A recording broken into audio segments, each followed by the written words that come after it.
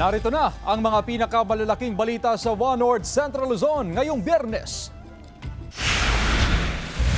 Bagong silang na sanggol, inilibing ng buhay sa bukid sa Pangasinan. Ina, arestado. Mga bangkay na magkapatid na menor de edad natagpuan sa ilog sa Madela, Quirino. Pagtangay sa isang nakaparadang tricycle sa Bangaldan, Pangasinan sa pool sa CCTV. At sawa ng bulabog sa isang bahay.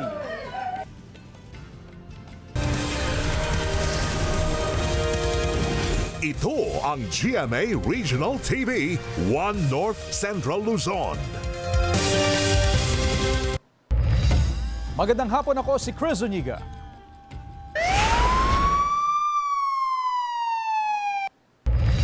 Isang bagong silang na sanggol ang inilibing ng buhay sa bukid sa Pangasinan.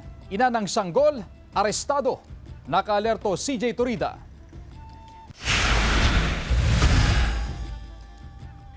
Naalarma ang ilang residente ng Barangay San Libo, Bayambang, Pangasinan umaga noong Martes. Isang residente ang bumisita sa kanyang mga taniman na sibuyas at mais sa lugar nang mayroon siyang mapansin sa kanyang farm. Ngayon may nakita silang blood doon sa portion na lupa na sa may maisan. Siyempre, nagtaka din at parang naalarma yung may-ari. Agad daw ipinaalam sa iba pang residente at sa mga opisyal ng mga barangay ang insidente. Sinundan daw nila ang bakas ng dugo upang malaman kung ano yun hanggang sa makarating sila sa isang puno ng mangga. May napansin sila na parang unusual na yung balonbon ng mga tuyong dahon ng mangga. Kaya yung tinignan nila. Kumuha raw sila ng stick at inalis ang mga natuyong dahon hanggang sa makakita sila ng paa. Kaya ibig sabihin, bata kasi talagang, tapos parang may naririnig daw sila na parang umiiyak na aware sila na tingnan yon. At doon nga na, nung ninanon nila, nakita nila bata. Ang residenteng si Danny ang mismong nag-ahon sa sanggol mula sa hukay. Nun inalsak, inikal kura may dalin, yudulong to, tanja sungo to, isang kunatan impaibatik. Buhay pa raw ang sanggol pero nangingitim na ang bibig na puno ng lupa pati ang kanyang ilong. Dinala sa ospital ang sanggol na isang babae pero kalaunay nasawirin. Nagtirik ng kandila at nag-alin ng dasal ang ilang residente sa lugar kung saan nakuha ang sanggol. Tukoy na at hawak na ng mga otoridad ang ina ng sanggol. Sinisikap ng GMA Regional TV 1 North Central Luzon na makuhanan siya ng pahayag. Patuloy ang investigasyon ng autoridad sa insidente. Kasama si Henry Duminsil, CJ Torida, 1 North Central Luzon. Sa pool sa CCTV ang pagtangay sa isang nakaparadang tricycle sa Bangaldan, Pangasinan. Nakatutok Jasmine Gabriel Galban.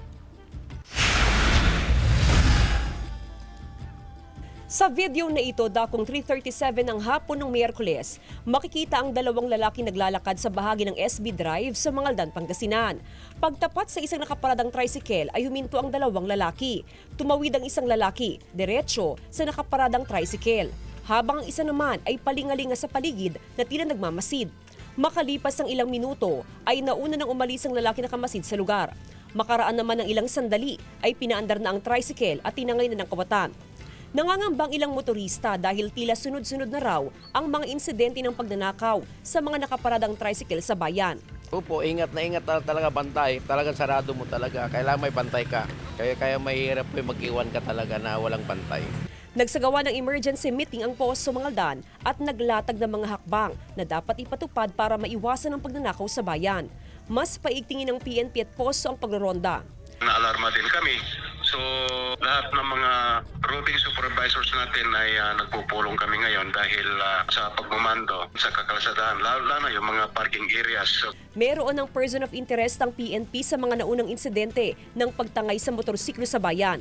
Inaalam din kung may kaugnayan ang magkakahiwalay na insidente ng pagnakaw. Kasama si Jing Dakanay, Jasmine Gabriel Galban, 1 North Central Luzon. Mga bangkay na magkapatid na menor de edad natagpuan sa ilog sa Madela, Quirino. Balitang tinutukan ni Glam Calicdan Dizon. Nakita pa raw ang magkapatid na menor de edad na lumalangoy sa ilog para tumawid sa kabilang pampang noong linggo. Mula noon, hindi na raw nakauwi ang magkapatid na hinihinalang nalunod sa ilog sa Madela, Quirino. Matapos ang ilang araw na search, rescue and retrieval operation, unang natagpuan noong Lunes ang bangkay ng 12 anyos na nakababatang biktima.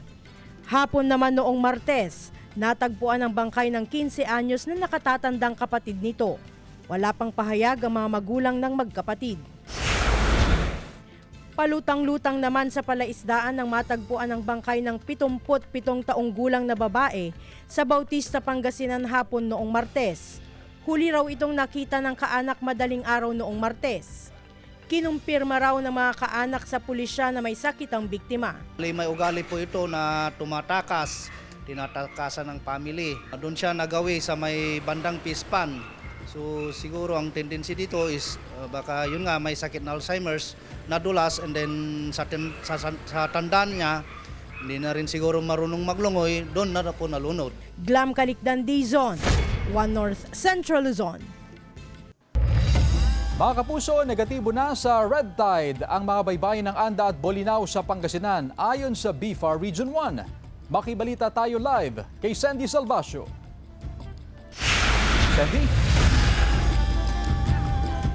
Chris, good news hindi lang para sa ating mga mamimili kundi pati na rin sa ating mga negosyante at mga mangingisda ang pag-lift sa red tide ban sa mga coastal areas na naapektuhan nitong red tide toxins. Naginhawaan daw ang mga shellfish vendor tulad ni Nanay Hilda matapos i-anunsyo ng BFAR na red tide free na ang coastal water sa mga bayan ng Anda at Bolinao sa Pangasinan. Sa abisong inilabas kagabi ng BFAR, binawi na o lifted na ang red tide ban sa mga baybayin ng Anda at Bolinao. Umaasa ngayon ang mga negosyante ng shellfish na makakabawi ng kita ngayong negatibo na sa red tide toxin ang mga baybayin ng Anda at Bolinao. Medyo mahina po siya. Kasi yung sinasabing mga red tide, yung mga namimili, takot din na bumili. Nagpapasalamat kami sa dahil ang red tide na alis na. Kaya yung talaba ngayon, mabili na siya. Sa ipinadalang mensahe ng BFAR 1, ang pag-aalis ng red tide advisory sa dalawang bayan ay bunsod ng sunod-sunod na pagsusuri at testing ng ahensya. Ligtas na mula sa red tide toxins ang mga sample na nakuha sa mga baybayin ng Anda at Bolinao. Kaya ligtas ng kainin ang lahat ng uri ng shellfish at alamang dito. Kasabay ng abisong ito, pinapayagan na rin muli ang pag-aani at pagbebenta ng mga shellfish products. Ang ilang may-ari ng karinderya, natuwa rin dahil makakapaghain na rin sila ng mga putahe mula sa shellfish. Good news. Ngayon, wala ng red tide, pwede na akong magluto ng shell. Tiniyak naman ng BFAR na magpapatuloy ang mahigpit na monitoring at pagsusuri sa pakikipagtulungan ng mga lokal na pamahalaan upang masiguro ang kaligtasan ng publiko at mapanatili ang kalidad ng mga produktong dagat sa lalawigan. Chris, ayon sa BFAR ay patuloy pa rin ang kanilang mahigpit na monitoring sa mga katubigan ng Anda at Bolinao.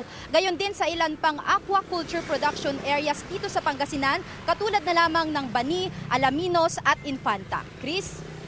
Maraming salamat, Sandy Salvacio. Kapuso, anong vibe nyo today? Drama? Kilig? Fun? Seryosong usapan?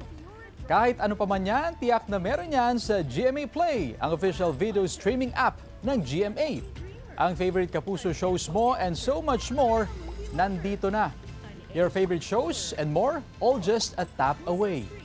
Play them all on GMA Play. I-download sa App Store and Google Play or visit gmanetwork.com/GMAplay.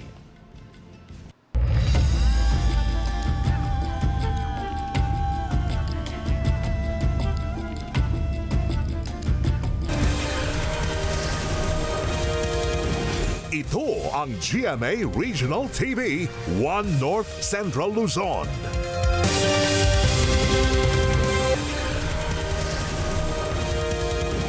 Ito ang GMA Regional TV, One North Central Luzon. Arestado ang isang Mongolian na nag-aaral maging piloto dahil sa umunoy pang-espiya. Yan at iba pang balita sa pagtutok ni CJ Turida. Arestado ang isang Mongolian na nag-aaral maging piloto sa Zambales dahil umano sa pang-ESPya. Ayon sa official intelligence information, habang nagsasagawa ng flight exercises, kinuhanan ng dayuhan ng larawan ang Iba Airport at Palawig River. Dinala sa Bureau of Immigration ang Mongolian para iproseso ang kanyang deportation. Wala siyang pahayag. Ayon kay National Security Advisor Eduardo Año, itinago ng dayuhan ng military background at service sa People's Liberation Army ng China. Mayroon din daw siyang jet fighter license mula sa PLA Air Force Aviation Authority University. Hindi rin daw ayon ang ginawa ng dayuhan sa kanyang layunin sa bansa. Sabi ni Anyo, maaari namang makapag-aral sa Pilipinas ang mga dayuhan basta't maging transparent at naaayon sa batas ng bansa. Nakatakas ang 38 anyos na lalaking preso sa Zambales Provincial Jail. Sinamantala raw ng preso ang panandaliang pagbukas ng Post 2 gate ng pasilidad. Agad nagsagawa ng manhunt operation ng pulisya. Naglagay ng checkpoint at nagdeploy ng tracker teams upang matiyak ang agarang pagkakatakip ng pumugang preso. Residente ng Santa Cruz, Zambales ang nakatakas na preso at naaresto noong December 2025 dahil sa paglabag sa Comprehensive Dangerous Drugs Act of 2002. Arestado ang 29 anyos na lalaki sa bypass operation ng autoridad sa Gataran, Cagayan pasado alas 8 ng gabi noong Lunes. Nagkuha sa sospek ang hinihinalang shabu na nagkakahalaga ng halos 7,000 piso. Nasamsam din ang iba't ibang drug paraphernalia at iba pang ginagamit sa transaksyon sa illegal na aktibidad ng sospek. Mahaharap sa kaukulang kaso ang sospek na wala pang pahayag. CJ Torida, One North Central Luzon. Samantala, presyo ng karne ng baboy sa Bangaldan Public Market mas lalo pang bumaba dahil sa pagdami ng supply. Ang detalye sa report. Bumaba na sa 280 hanggang 290 pesos ang kada kilo ng karne ng baboy sa Bangaldan Public Market. Epekto ito ng tuloy-tuloy na pagdami ng supply ng baboy na sinasabayan pa ng patuloy na pagpasok ng imported meat sa mga pamilihan. Pababa ng pababa. Pero kaming natatalo dito sa press kasi ang kumikita ngayon ay imported. Sa monitoring ng Slaughterhouse Division, kapansin-pansin daw ang pagtaas ng bilang ng mga kinakatay na baboy sa Bangaldan. Nasa hanggang 45 na baboy ang kinakatay kada araw. Medyo marami naman yung katay kasi marami ang baboy. Kaya lang ang hinaing ng mga tindera natin, mahina ang bentahan. Ayon sa SINAG, isa sa nakakaapekto sa pagbaba ng presyo ng karne ng baboy ay ang mataas na volume ng imported meat sa bansa. Sa maaboy kasi ang laki ng pinasok natin ng 2025, almost 850 million kilos. Compare sa 2024 na nasa 580 million kilos. Malaking bagay naman para sa mga consumer ang pagbaba sa presyo ng karne ng baboy. Opo, medyo sumasakto na po. Hindi na po umaaray po yung bulsa po natin. Patuloy isinasagawang monitoring ng otoridad sa mga pamilihan para matiyak na sariwa at ligtas kainin ang mga ibinibentang karne sa merkado. Kasama si Jing Dakanay, Jasmine Gabriel Galban, One North Central Luzon. Ininspeksyon ng lokal na pamahalaan ang mga cold storage ng sibuyas sa Barangay Tagumpay, Gabaldon, Nueva Ecija. Lain nito matiyak na maayos ang mga imbakan bilang paghanda sa nalalapit na anihan. Mula sa Department of Agriculture ang mga proyekto at direktang makikinabang dito ang mahigit sa 1,800 na onion farmers sa ilalim ng Sierra Madre Irrigators Association. Nasa 20,000 bags ng sibuyas ang kapasidad ng bawat storage. Samantala, mababa ngayon ang presyo ng sibuyas sa merkado. Nasa 35 pesos per kilo ang sibuyas na puti at 40 pesos kada kilo naman ang sibuyas na pula, depende sa laki. Mga nagtatapon ng basura mula sa ibang bayan, problema sa ilang boundary barangay sa Dagupan City. Narito ang report.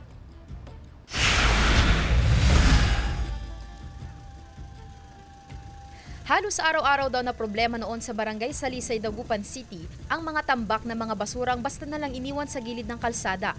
May mga dumadaan daw na mga motorista sa kanilang barangay at nagiiwan ng mga tambak na basura sa tabing kalsada. Nakahuli po ang aming barangay ng nagtatapon ng basura dito sa aming MRF at naitala po sa blotter po namin at nagkaroon po sila ng penalty, pero ang penalty po nila sa bayan po dahil wala pa po kaming ordinansa dito sa aming barangay. Agad namang isinangguni sa lokal na pamahalaan ang 5 nahuling individual kamakailan na pawang residente raw ng Mangaldan, Pangasinan at doon pinagmulta ng 20,000 pesos.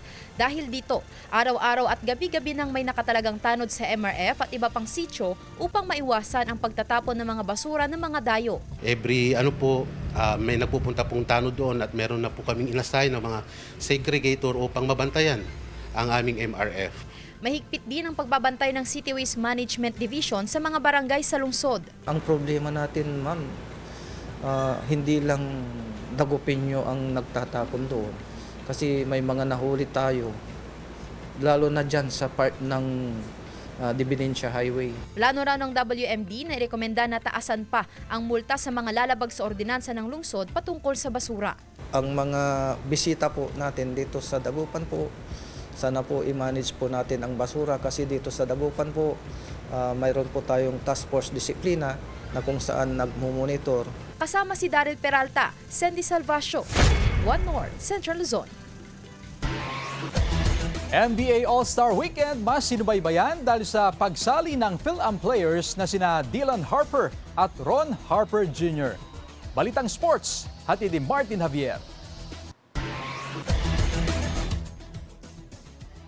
Mas nadagdagan ang ningning ng NBA All-Star Weekend sa Los Angeles, California dahil sa paglahok ng isa sa mga pinaka-prominenteng pamilya sa larong basketball, ang Harper family, ang mag-aamang NBA legend Ron Harper at magkapatid na Dylan at Ron Harper Jr. present at aktibo sa All-Star Friday at Saturday. Nagsimula ang kanilang partisipasyon ng maglaro sina Dylan at Ron sa NBA Rising Stars game. Nagtapat ang dalawa sa semifinals na nagtapos sa tapatan ng dalawa. Na-shoot ni Dylan ang game winner habang binabantayan ng kanyang kuya. I mean, I was really focused on him. I was focused on winning the game. But I mean, it's nice to hit the game winning shot with your brother. Ayon sa panganay na si Ron, isang pampihirang pagkakataon raw para sa kanilang pamilya ang ganitong oportunidad. I knew I was going to be here already for the Rising Stars game, so it was just going to be a great opportunity to create some lifelong memories with family.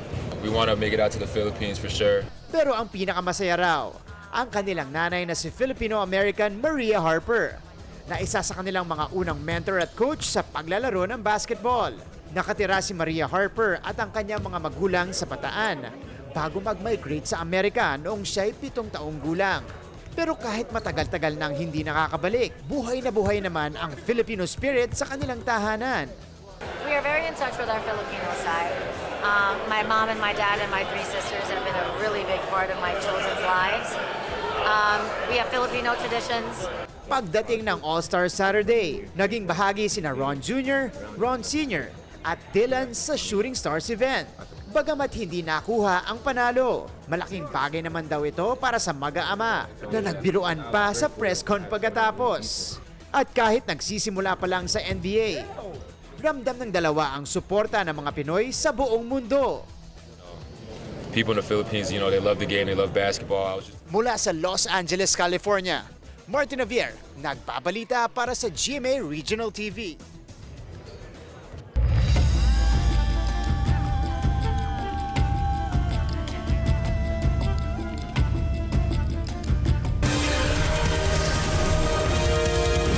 Ito ang GMA Regional TV, One North Central Luzon.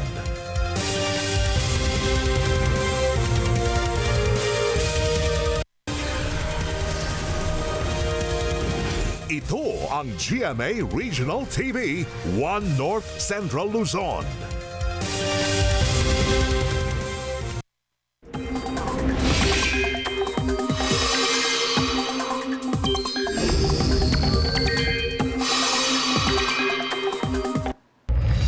Mga kapuso, maging handa at alerto dahil posibleng bahain ang ilang bahagi ng bansa sakaling magtuloy-tuloy ang maulang panahon dahil pa rin sa 3 weather systems. Kabilang pa rin dyan ang shear line na nagpapaulan ngayon sa malaking bahagi ng Visayas at Mindanao. Meron ding epekto ang patuloy na ihip ng amihan at easterlies. Sa datos ng Metro Weather, may tsansa ng kalat-kalat na ulan sa Cagayan, Isabela, ilang bahagi ng Cordillera Region at Aurora. Posible rin ang ulan sa iba pang bahagi ng bansa.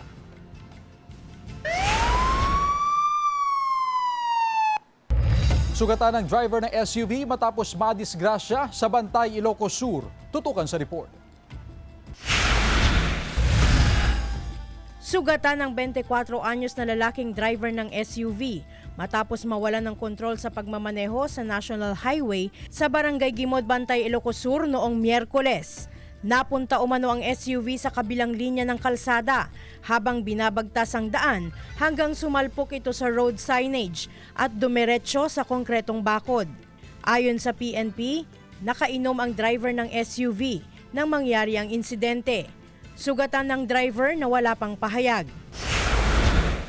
Nagkalat naman sa daan ang mga kargang pintura ng ELF truck na ito sa Barangay Mabini, Baggao, Cagayan hapon noong Lunes. Hindi raw nakayanan ng ELF truck ang paakyat na bahagi ng kalsada hanggang napaatras ito at nawalan ng kontrol hanggang sa bumaliktad. Dinala sa ospital ang sugatang driver at 2 pahinante na wala pang pahayag. Nayupi naman ang harapang bahagi ng pickup na yan matapos mahulog sa may 30 metrong lalim na bangin sa Barangay Baan, Cayapan, Nueva Vizcaya gabi noong Martes. Hindi umano napansin ng driver ang pakurba at paakyat na bahagi ng kalsada dahil madilim ang daan. Agad sinaklolohan ng mga residente ang mag-asawang sakay ng pick-up na nagtamo ng sugat sa katawan. Nasa maayos ng kalagayan ng mga biktima na wala pang pahayag. Glam Calicdan, D-Zone, 1 North Central Luzon. Sa Malolos, Bulacan, isang sawa ang nahuli matapos na pumasok sa isang bahay sa Barangay Atlag. Kwento ng pamilyang nakakita sa sawa, natutulog sila nang makarinig ng ingay.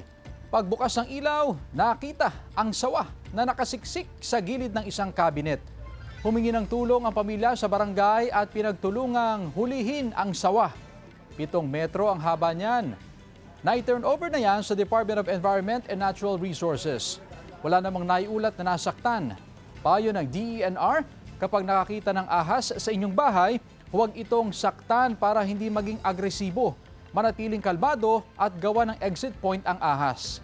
Kung hirap naman na palabasin ng ahas, tumawag na lang ng eksperto. Mga chikiting at magulang nila humataw at game na game sa Zumba for All sa isang paaralan sa Dagupan City. Tunghayan sa report. Hataw kung hataw at kembot kung kembot ang mga bata kasama ang kanilang mga magulang sa Zumba Dance for All sa isang paaralan sa Dagupan City. Ang mga chikiting at magulang enjoy at hindi pumapalya sa bawat dance moves na kanilang ginagaya sa kanilang mga guro. Pero ang Zumba dance na ito, pang warm up lang daw para sa susunod nilang aktibidad. Ito naman ang kanilang family day.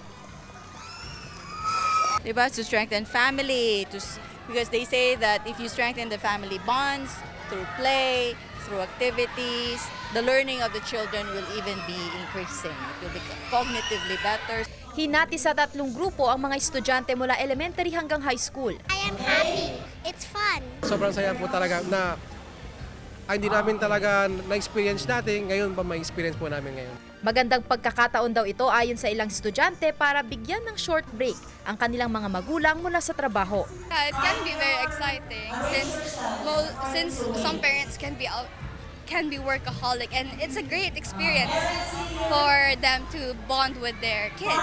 Kasama si Daryl Peralta, Sandy Salvacio, 1 North Central Luzon.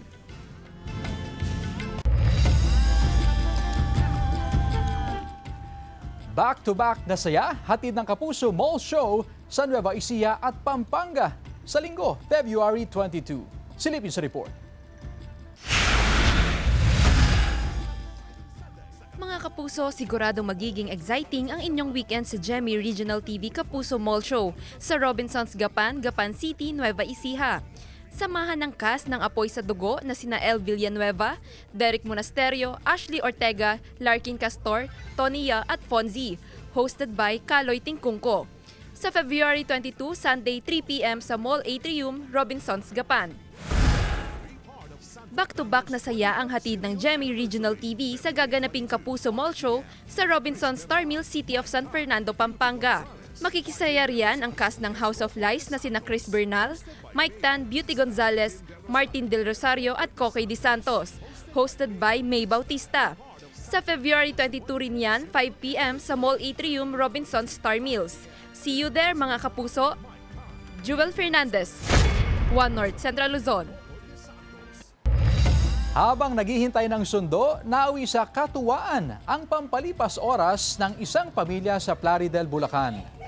Pumasa sila sa online trend kung saan pipiliin ng bata ang kanyang favorite person. Ang resulta, hindi na nila ikinagulat. Kahit baligtarin, paikutin at balasahin kasi ang choices para sa batang si Bagwis, all roads lead sa kanyang lolobong. Kahit nga alisin si lolo sa equation, deadma pa rin siya kina lola, tita at mami niya. Hahanap-hanapin pa rin si grandpa na parabang only option. Kwento ni Mami Maika, certified lolo's boy talaga si Bagwis. Kay lolo kasi naiiwan ng bata kapag papasok na siya sa trabaho. Ang video, 1.4 billion na ang reaction at may mahigit 38 million views. Samantala, mapapanood niyo po ang episode na ito at iba pang pinakahuling lokal na balita sa official website ng GMA Regional TV, www.gmaregionaltv.com. Pwede rin kayo bumisita sa aming official YouTube channel, GMA Regional TV, at i-click ang subscribe button para sa pinaka-maiinit na balita mula sa mga rehiyon. Nais din naming pasalamatan ng mga kapuso sa Hilaga at Gitnang Luzon, maging ang mga kapuso natin abroad. Dahil sa GMA Regional TV, local news matters. At yan ang mga pinakamalaki at pinakahuling balita sa Hilaga at Gitnang Luzon. Maraming salamat sa pagsama sa amin pati na ang mga kapuso sa ibang bansa na tumutok sa mga balita sa rehiyon. Ako po si Chris Zuniga. Kami, ang GMA Regional TV, One North Central Luzon. Buong puwersa para sa mas malaking misyon at mas malawak na paglilingkod sa bayan.